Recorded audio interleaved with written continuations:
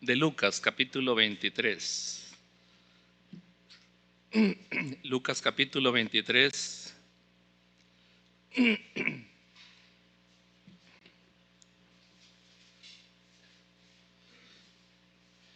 Lo que quiero compartirle esta tarde es algo que nunca, hasta donde yo recuerdo, he compartido antes. Y tiene que ver con lo que festejamos en estos días. Lucas 23, 44.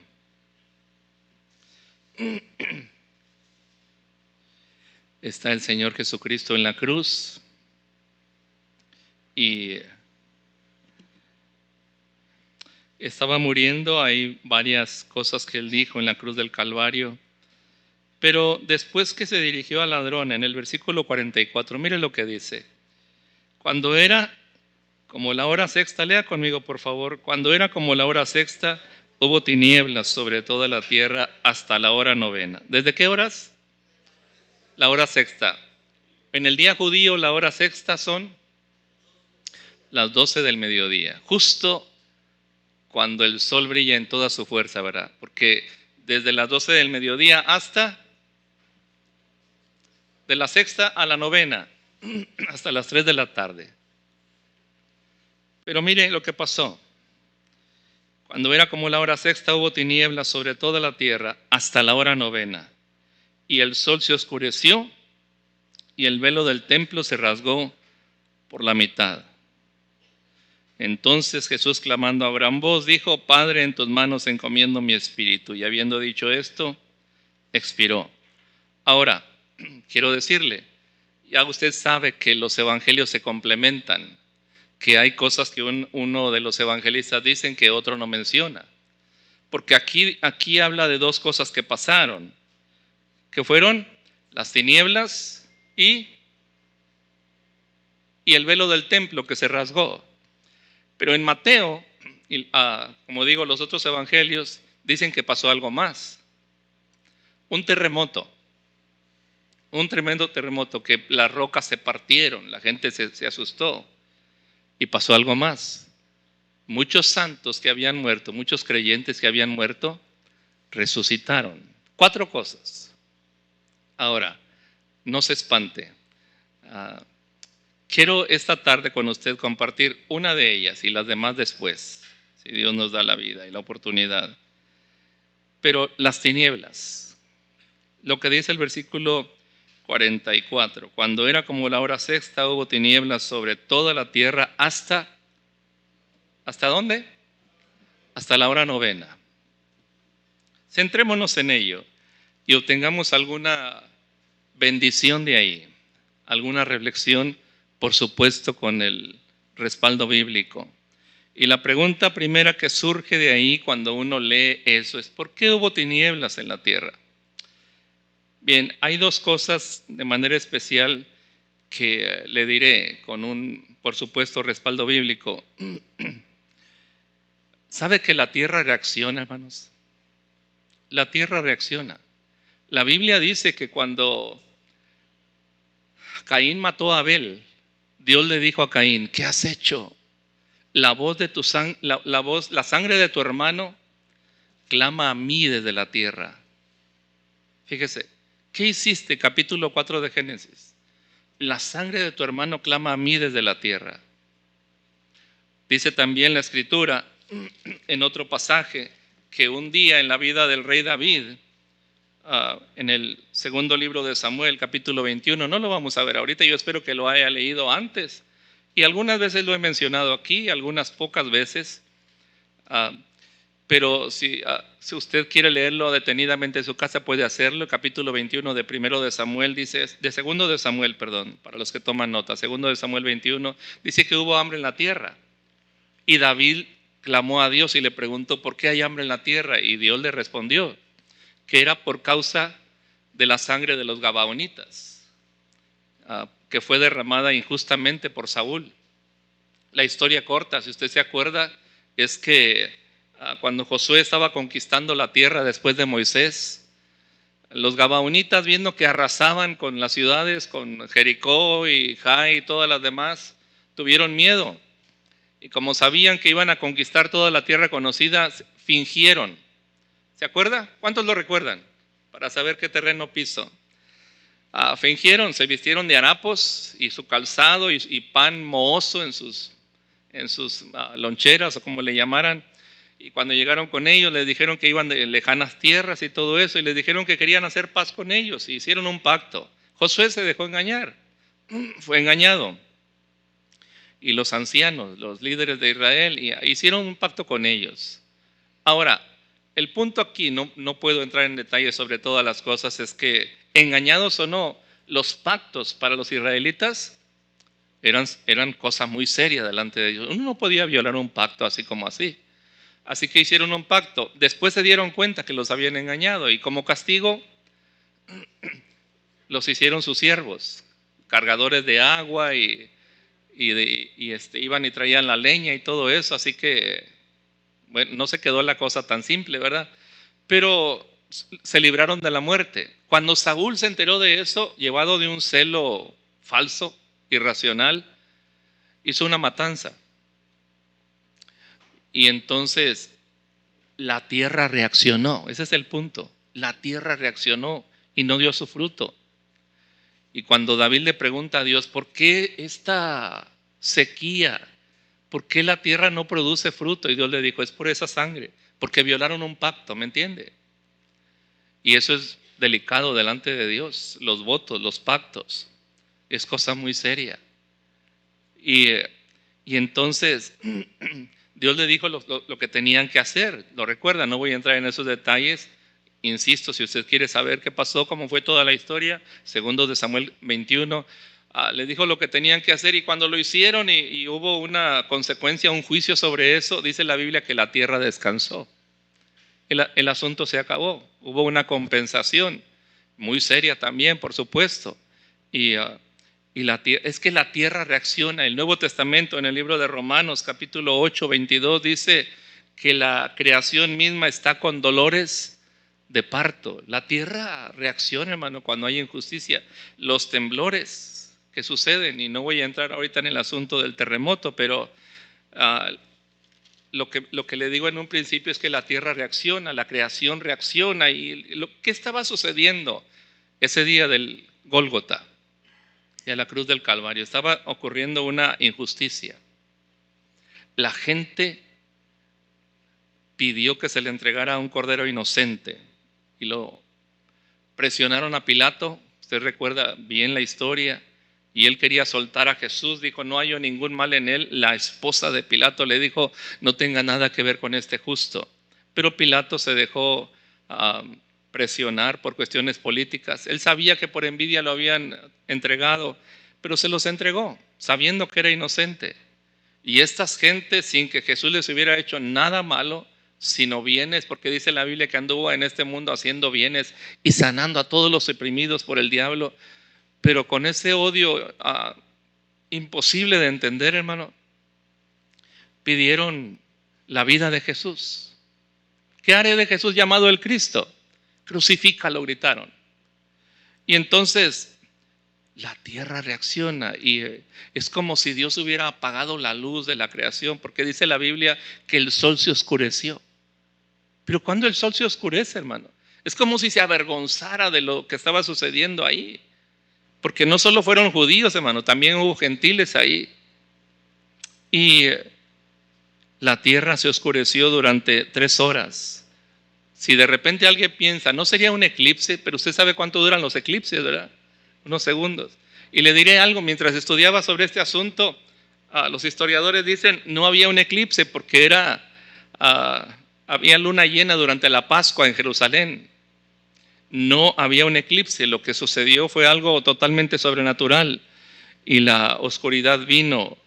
Y cuando dice la Biblia que vino esa oscuridad durante 3 horas, a pleno mediodía, cuando el sol resplandece en su fuerza, y el terremoto, y las tinieblas y los sepulcros que se abrieron, y el velo en el templo que se rasgó, el centurión fue entonces que dijo, verdaderamente este hombre era hijo de Dios. Pero le diré otra cosa, hermanos. Las tinieblas, lo que en la Biblia significan juicio, significan condenación. le mostraré algunos pasajes. Hay más, pero le mostraré algunos. ¿Recuerda las plagas en Egipto? La 9ª plaga era tinieblas. Vaya conmigo, por favor, al libro de Éxodo. Éxodo capítulo 34. No es capítulo 34. Pero vaya conmigo al libro de Éxodo.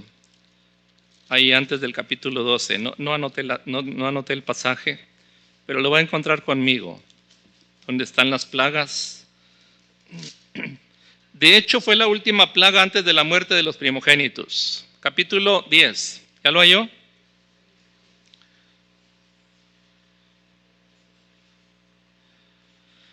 (10:21) Jehová dijo a Moisés: extiende tu mano hacia el cielo para que haya tinieblas sobre la tierra de Egipto, tanto que cualquiera las palpe. Ahora quiero recordarle, estas plagas eran un juicio sobre Egipto, porque no dejaban ir a Israel.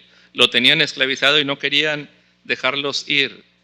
Y entonces, dice, versículo 22, y extendió Moisés su mano hacia el cielo, y hubo densas tinieblas sobre toda la tierra de Egipto por 3 días. Ninguno vio a su prójimo, ni nadie se levantó de su lugar en 3 días. Mas todos los hijos de Israel tenían luz en sus habitaciones.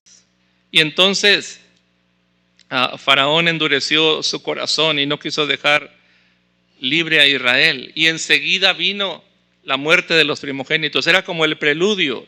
Pero no se olvide, en ese caso de Egipto, las tinieblas y las demás plagas eran un juicio sobre la nación de Egipto por no dejar ir a Israel. Y mire, por ejemplo, hermano, le dije hay muchos pasajes, pero quiero que vea conmigo algunos. En el libro de Amós, capítulo 8. Amós 8, 9 y 10. Y los pasajes que vamos a ver es teniendo en mente, ¿qué significan las tinieblas? Ezequiel, Daniel, Oseas, Joel, Amós. Ahí está. Amós 8, 9.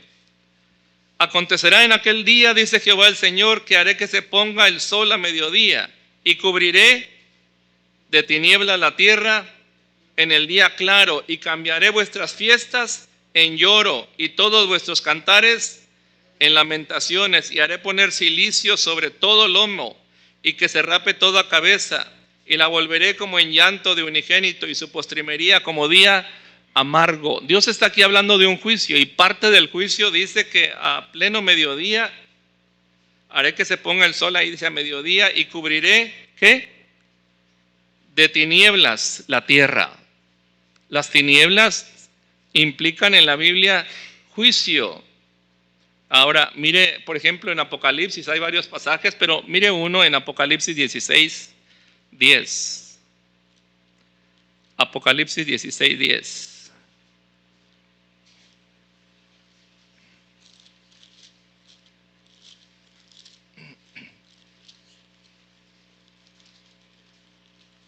Apocalipsis capítulo 16, versículo 10. ¿Lo encontró? El quinto ángel derramó su copa sobre el trono de la bestia, y su reino se cubrió de tinieblas. Ahora, dice, ¿sobre el trono de qué? De la bestia. Es decir, esto va a ocurrir cuando la bestia reine en la tierra, cuando el anticristo, que es la bestia, esté reinando sobre la tierra. Estará gobernando. Ya sabe usted que en la Biblia está esa profecía. Bien, durante ese reino, uno de los juicios de Dios, se lo leo otra vez, dice que el quinto ángel derramó su copa sobre el trono de la bestia y su reino se cubrió de tinieblas. ¿Y qué? Sus lenguas. Otra vez, un juicio de Dios sobre el reino de la bestia.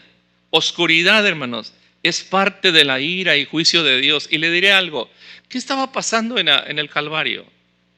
En ese día de la crucifixión. Mire, no solo que estaban cometiendo una injusticia, pero había algo más profundamente bíblico en el asunto. La ira de Dios, dice, el castigo de nuestra paz, ¿qué? Fue sobre él, y por su llaga fuimos nosotros curados. ¿Había un juicio ahí? Sí, había un juicio de Dios sobre el pecado. Solo que vino ese juicio sobre alguien inocente. el castigo de nuestra paz fue sobre él. Había pecado, hermanos. El pecado trae condenación, pero la paga del pecado vino sobre Jesús. Dice la Biblia que Dios estaba en Cristo haciendo ¿qué? Reconciliando consigo al mundo. La justicia de Dios, las demandas de la justicia de Dios cayeron sobre Cristo Jesús en la cruz. Así que sí había un juicio ahí, había oscuridad como parte de la ira y el juicio de Dios. El día que Cristo murió, hermano, el pecado del mundo estaba siendo juzgado en él. La justicia de Dios fue satisfecha en la cruz de Cristo Jesús. Y ese castigo no fue disimulado. ¿Usted se acuerda cuando en el libro de Éxodo habla de el sacrificio del cordero? ¿Se acuerda cómo debía ser? Lo mataban, primero lo degollaban. La sangre la ponían parte, la tiraban en tierra y parte en un lebrillo, porque con eso entraban al lugar santísimo, el sumo sacerdote. Pero en cuanto al cordero, después que la sangre era derramada, ¿qué seguía? Lo desollaban. ¿Qué es desollarlo? Es quitarle la piel al cordero para que no, para notar que no hubiera imperfecciones en él. Ahora, nuestro Señor fue examinado en todo, hermanos. ¿Se acuerda que en la cruz del Calvario Él dijo, ¿quién de vosotros, en esos días de la cruz, quién de vosotros me redarguye de pecado? O sea, ¿quién puede señalarme de algún pecado? Podían señalarlo de muchas cosas. ¿De qué lo acusaban? Y usted se junta con los pecadores. A los pecadores recibe. Y lo acusaban de que por el espíritu del malo echaba fuera a los demonios. Pero nadie lo podía acusar de ser un hombre malo, de ser un hombre inmoral o de ser un hombre injusto. Y entonces, cuando al cordero le quitaban la piel para que no hubiera enfermedades ocultas, luego lo comían. ¿Pero cómo lo comían? Asado. ¿Y cómo lo asaban? Al fuego. No era en un sartén, no era en un comal, al fuego. La llama directo sobre el cordero. No había nada que disimular el castigo. No era como aquella historia que yo les he contado de un padre de familia que vino un hombre de la escuela de su hijo y le dijo que su hijo le había pegado al hijo de ese señor que venía enojado. Y el papá sabía que el otro hijo era probablemente culpable, pero el que venía quejoso exigía que castigaran al muchacho porque le pegó al suyo. Y le dijo, espéreme, ahorita yo arreglo eso, permítame tantito. Ahí estaba en el porche de la casa y entra a la casa y le dice, hijo, ¿lo hiciste? No, papá, bueno, sí lo hice, pero él me provocó y ya me tenía cansado. Y es, bien, hijo, te voy a tener que castigar, si no este hombre no se va a ir. Así que se sacó el cinto y ¿qué vas a hacer, papá? Y dijo, voy a pegarle al sillón, pero tú grita, como si te estuviera pegando a ti. Y se oían tamaños cintarazos y el muchacho era esa o en serio. Y el muchacho gritaba, ya no, papá, ya no. Y ahí no sé cuántos cintarazos fueron. Y ya, papá, y aquello fue un drama, ¿verdad? Digno de ser filmado. Y sale el papá todavía agitado por los cintarazos y se oían los llantos del muchacho y entonces él sale. Dice, tranquilo, señor, no va a volver a suceder. Eso espero. Y ya se fue muy contento el hombre. ¿Sabe, hermano? Cuando la Biblia dice que el castigo de nuestra paz fue sobre él, Dios no hizo eso. Dios no disimuló. ¿Qué clase de Dios sería ese? El castigo de nuestra paz fue sobre él. La razón que amamos a Cristo, hermanos, es porque Él fue capaz de ir a la cruz por usted y por mí. Cuando Él dijo, la copa que el Padre me ha dado no la he de beber, y cuando en la noche de la última cena suplicó la ayuda del Padre, diciendo, si es posible, pasa de mí esta copa. ¿A qué tenía temor Jesús? No eran los clavos, hermano. No era la corona de espinos. No eran los azotes. Esa no era la copa. Era parte del paquete, pero no era en esencia la copa. Era los pecados del mundo sobre él. Y yo no puedo comprender bien eso. y dudo que alguien lo pueda comprender. ¿Qué significa que los adulterios, todos los hurtos, todas las blasfemias, todos los asesinatos, todas las cosas inmundas que se han hecho en esta tierra desde que fue creada hasta el último día que exista alguien sobre la tierra, todo fue sobre él? Aquella tarde. Y el Padre dio la espalda. Cuando él dijo, Dios mío, ¿por qué me has abandonado? No es que él sintió que Dios lo abandonó, es que eso sucedió. Dios tenía que darle la vuelta, la espalda al pecado, porque Dios es muy santo para verlo. Y aquella cita divina se cumplió ese día sobre Jesús. Esa hora de tinieblas entre la hora ¿qué? Sexta y la novena, hasta que Jesús entregó el Espíritu. Ese fue el tiempo donde toda la ira de Dios sobre los pecados de la humanidad, tus pecados y los míos, cayeron sobre él. Y el castigo no fue disimulado, fue real. Y eso fue tan profundamente terrible, hermanos, que es como si Dios apagó las luces para no ver. Pero las tinieblas estaban ahí porque había un juicio sobre el pecado. ¿Usted se recuerda que en el libro de Números la Biblia habla de la bendición sacerdotal? Era la bendición con que los sacerdotes bendecían al pueblo de Dios, pero también era la bendición con la que un padre de familia podía bendecir a sus hijos. Y la bendición de Números 6, 24 y 25 dice: el Señor te bendiga y te guarde. El Señor haga resplandecer su rostro sobre ti. Él tenga de ti misericordia. Alce sobre ti su rostro y ponga en ti paz. Pero note eso: Jehová haga resplandecer su rostro sobre ti. Eso es la bendición, el resplandor de Dios. Y quiero que se acuerde, hermano, lo que implica el resplandor de Dios, el resplandor de la presencia de Dios. ¿Usted se recuerda cuando Moisés estuvo en la presencia de Dios? Éxodo 34, estuvo en la presencia de Dios durante 40 días y 40 noches, y cuando bajó, él no sabía, pero su rostro resplandecía, porque estuvo en la presencia de Dios. La presencia y la bendición de Dios implica un resplandor. Y la antítesis de eso, lo contrario, es la ausencia de Dios, el pecado, el juicio y la condenación, se ve en tinieblas, así como la bendición se ve en el resplandor de su presencia. Eso lo vemos muy claramente en las Escrituras. Mire, vea conmigo algunos pasajes más. Salmo 107, 10. Bueno, antes de los salmos, vaya conmigo al libro de Job. Job.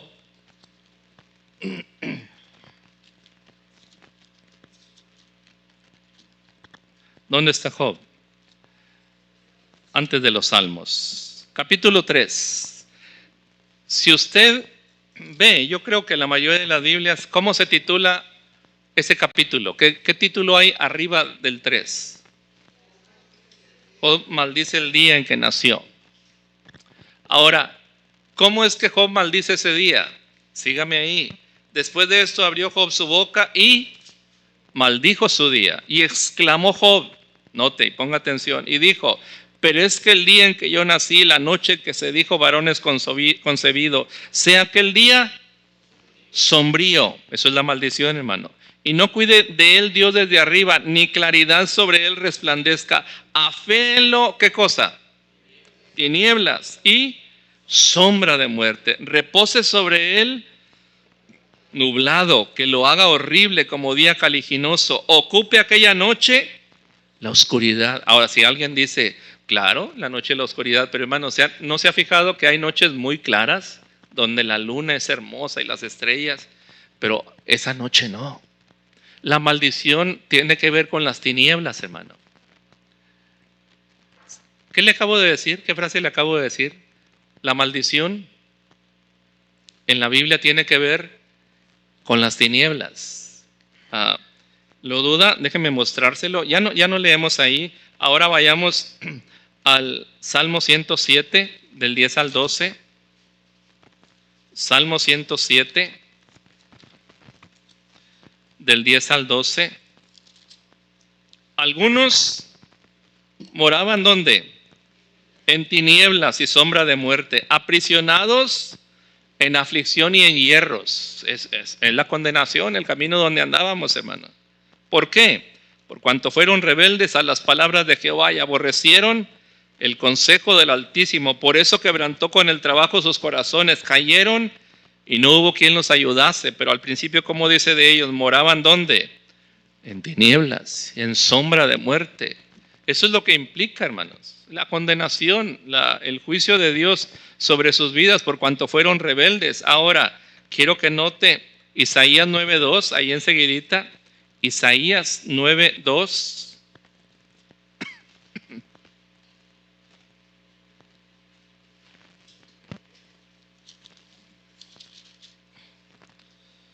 El pueblo que andaba ¿dónde? En tinieblas, vio gran luz. Los que moraban en tierra ¿de qué?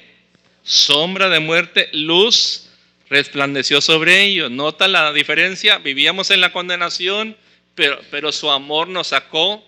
¿Cómo dice el Nuevo Testamento? Nos llamó de las tinieblas a su luz admirable, de la bendición a la maldición, de la condenación a la salvación en Cristo. Amén. Así que eso es muy claro en la Biblia. Y vea ahí en Mateo conmigo, Mateo 8:12, para verlo aún más claro. Mateo 8:12, aquí es nuestro Señor hablando y dice, leo desde el 10. Al oírlo Jesús se maravilló y dijo a los que le seguían, Mateo 8:10 al 12, de cierto os digo que ni aún en Israel he hallado tanta fe, y os digo que vendrán muchos del oriente y del occidente y se sentarán con Abraham, Isaac y Jacob. ¿Dónde?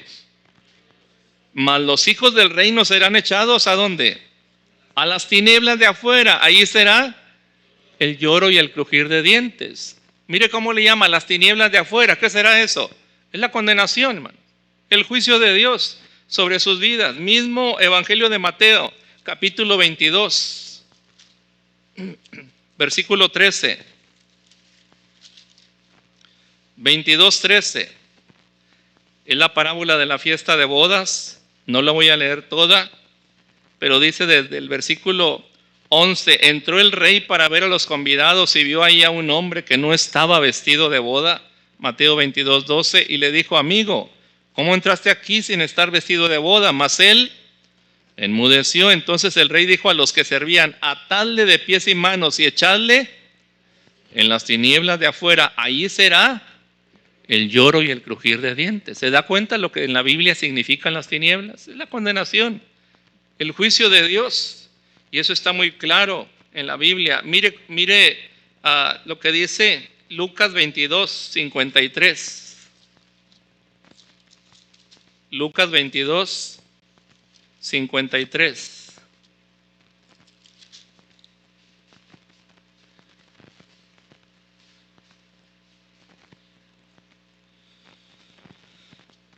Cuando fueron a tomar preso a Jesús,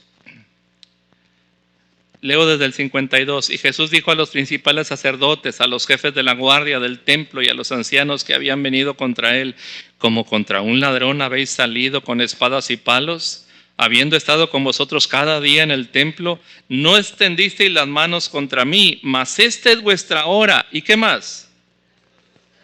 La potestad de las tinieblas. ¿Ve con qué asocia la Biblia las tinieblas? La condenación, el juicio, lo malo. La potestad de las tinieblas es cuando se están enseñoreando, cuando algo malo está ocurriendo, donde la maldad se muestra. Y hermanos, ese día, si usted se pregunta por qué las tinieblas, por todo eso, sí hubo un juicio sobre el pecado, solo que ocurrió sobre un inocente. Y lo que hicieron aquellas personas tuvo su consecuencia, hermano, porque fueron injustos. Estaba todo en el plan de Dios, cierto, pero ellos obraron mal. Eso no los disculpa. Ahora, mire lo que dice Hechos 26:18. Hechos 26:18.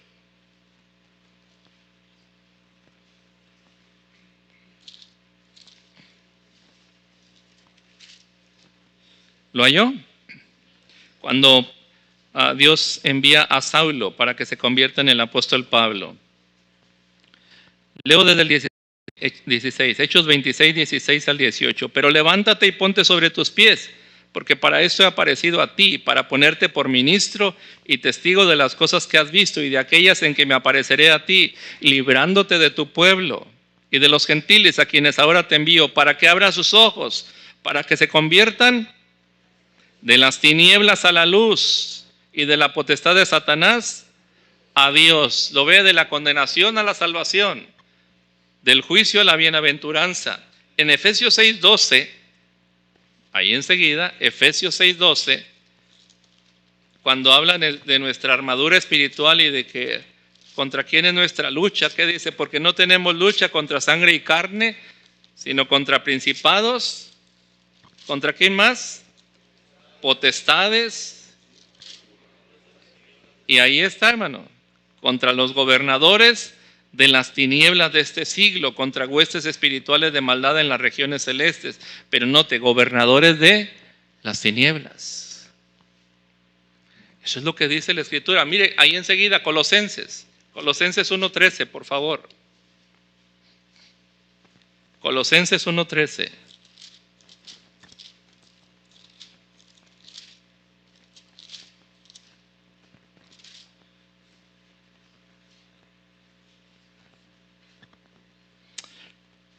Leo desde el 12. Con gozo dando gracias al Padre que nos hizo aptos para participar de la herencia de los santos en luz, el cual nos ha librado de la potestad de las tinieblas y trasladado al reino de su amado Hijo. Así que es bastante claro, ¿no le parece? Y son pasajes suficientes. Por tanto, resumiendo, es como si Dios apagó la luz de la creación por la injusticia que se estaba cometiendo. La tierra reaccionó, la misma naturaleza clama por esa injusticia, como cuando Caín mató a Abel, como cuando los gabaonitas fueron masacrados por el celo exagerado de Saúl, y hubo hambre en la tierra hasta que eso se arregló. Pero hermanos, aún ahora dice que la creación está con dolores de parto, pero también hubo un juicio de Dios. También la condenación, mire, la condenación suya y mía. Hermano, ¿sabe por qué? ¿Sabe usted por qué hemos sido librados de la condenación? Porque dice la Biblia, ¿verdad? Romanos 8:1, ahora pues ninguna condenación hay para los que están en Cristo Jesús. ¿Sabe por qué no hay condenación para nosotros? Porque la condenación ocurrió ese día sobre Jesús. Por eso solo Cristo salva, porque solo Él pagó. Hubo una condenación que fue ajustada, la condenación tuya y mía y de todos los creyentes de todo el mundo, de todas las épocas. Pero hermanos, la injusticia estuvo ahí. ¿Cómo podía un día de tanta barbarie ser un día resplandeciente? No podía ser. Por eso, hermanos, por eso el día de la resurrección es un día de victoria, de gozo, de alegría. Por eso es que había tanto gozo en los cielos. Y por esa razón es que usted y yo tenemos a un Cristo digno de confianza. Porque a pesar de todo lo que ocurrió, Él se levantó, dice la Biblia, suelto los dolores de la muerte, porque era imposible que fuera retenido por ella. Bendito sea Dios. Pero ese día las tinieblas dieron testimonio de lo que estaba ocurriendo allí. Pero por ahí tuvo que pasar el Señor, hermanos. Por eso quiero decirle algo. Él nos marcó el camino, ¿sí o no? Este es el camino, andad por él. Y yo quiero decirle algo desafiante en lo que tenemos que meditar. Si Él anduvo ese camino, ¿por qué supondríamos sus discípulos que tenemos por delante un camino de rosas? ¿Se acuerdan lo que dijo Jesús? Si en el árbol verde hacen estas cosas, ¿qué no será en el árbol seco? ¿Por qué un seguidor de Jesús, de un Jesús que pasó por esas sendas y así llegó al cielo? ¿Por qué esperaríamos un trato diferente? Ahora le voy a decir algo, hermano. No vamos a ir a la cruz como Jesús lo hizo, ni vamos a llevar sobre nuestras espaldas la condenación de la humanidad, nunca se compara. Pero ese camino es estrecho, por eso dice la Biblia. Pero es el camino de Dios. Y Él está sentado ahora a la diestra del Padre y reina para siempre. Y en sus caminos andamos. Es el camino que Él nos marcó. Así que Dios nos conceda seguir fieles al Señor hasta que Cristo venga por nosotros o nos llame a su presencia. Cualquiera de las dos cosas son bienvenidas. Entre tanto, mi palabra de ánimo como pastor de la iglesia es: siga adelante. Siga adelante, hermano. En un día como hoy, el día de la resurrección de Cristo, que celebramos eso, más pertinente que nunca un mensaje que nos impulsa a seguir adelante. Porque hubo tinieblas el viernes, pero amaneció el domingo, hermano. El día de la resurrección. Por la noche durará el lloro, pero a la mañana vendrá la alegría. Siempre hay un mañana para los hijos de Dios. Bendito sea Dios. En ese Señor confiamos. Y el mismo poder, dice la Biblia, el mismo poder que de Dios vino para obrar la resurrección, es el mismo poder que obra en nosotros para sostenernos. Oremos. Padre, te damos gracias en esta hora por la bendición de tu palabra que nos alienta y nos bendice y nos sostiene. Tú eres nuestro sustento, Señor. De ti dependemos, en ti esperamos y en ti confiamos. Y te bendecimos hoy.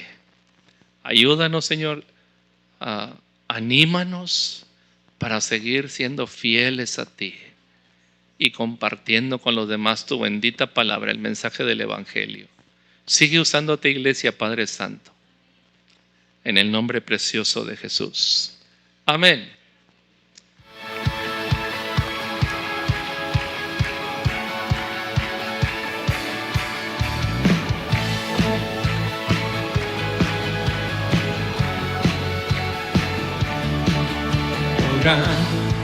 Señor, me asombra tu grandeza, con solo hablar sostienes la creación.